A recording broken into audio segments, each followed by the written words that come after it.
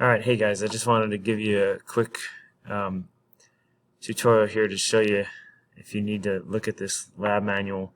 You just go to your online textbook like this in ClassLink, and once you get in there, you're going to go to the main page, and right up here it says Course Resources.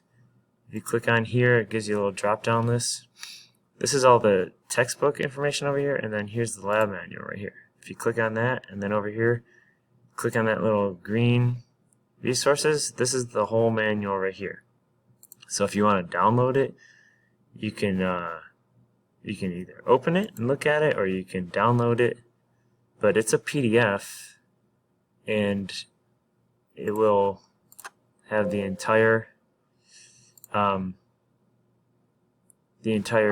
lab manual right there. And today we're doing lab 4, so you're going to go down to lab 4, and here it is. So if you just want to use the resource or the PDF I gave you, you can do that, or you can use this too. So whatever makes it easier for you, but just follow the directions for the rest of the assignment. Hope this helps.